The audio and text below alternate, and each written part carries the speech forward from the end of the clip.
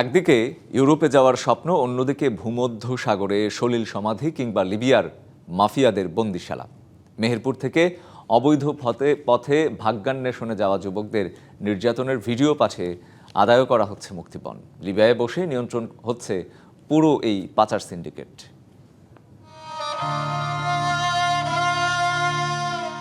একমাত্র সন্তান হুজাইফা বাপ্পির ছবি হাতে বাবা মা, চোখ দিয়ে গড়িয়ে পড়ছে অশ্রু, বোবা কান্নায় ভারী চারপাশ।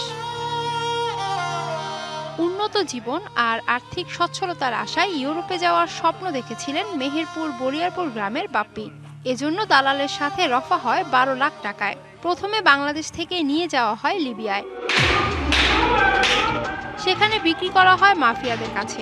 আটক রেখে চলে অমানসিক নির্যাতন। দেশে থাকা পরিবারের কাছে ভিডিও পাঠিয়ে হাতিয়ে নেয় লাখ লাখ টাকা। আমার ছেলের জীবনটা নষ্ট করলো।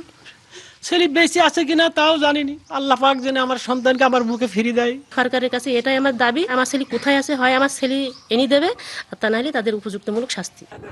একসময় লিবিয়া থেকে ইউরোপের উদ্দেশ্যে 19 জনের সাথে তুলে দেয়া হয় নৌকায়। সাগর পাড়ি দিতে গিয়ে সেটি ডুবে যায়। 19 জনের মধ্যে 2 জন তীরে ফিরলেও নিখোঁজ হয় বাপ্পি। হুজাইফা বাপ্পিকে সে এসে দূরে রাখে। 4 দিন পর আমাকে ফোন দিয়ে বলছে, রাশিদুল আমাকে 7টা গাড়ি চেঞ্জ করে অনেক দূরে নিয়ে চলে এসেছে। আমার খালি একই কথা বলে যে ইটালি যাও। তো সেই ইটালি তো আমার হইলই না, আরো নির্যাতন নেমে এলো।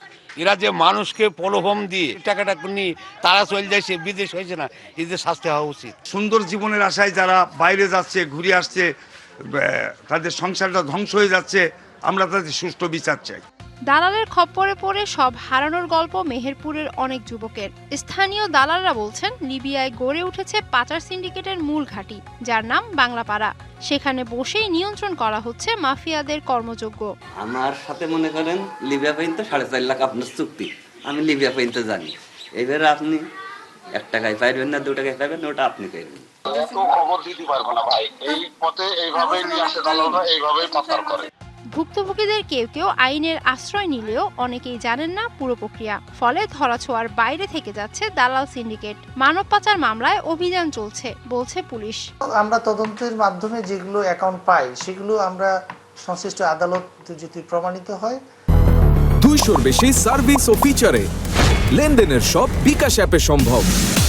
তাহলে সেই সাক্ষ্য প্রমাণগুলো তার বিপক্ষে যায় এবং এইসব ক্ষেত্রে সাক্ষ্য প্রমাণ তার অপরাধের শাস্তি নিশ্চিতে সহায়ক ভূমিকা পালন করে। এদের অ্যাকাউন্টেই লক্ষ লক্ষ কোটি টাকা জমা হচ্ছে, পরে সেই টাকাটা ভাগ হয়ে যাচ্ছে। তো এই ব্যাপারে আমরা নেক্সট টাইমে আমরা চেষ্টা করব এই সমস্ত মহিলাদেরকে আইনের আওতাতে নিয়ে আসার। অবৈধ পথে মানব পাচার বন্ধে সরকার ও প্রশাসনের কঠোর পদক্ষেপ চায় ভুক্তভোগী পরিবার ও সাধারণ মানুষ। DBC news desk.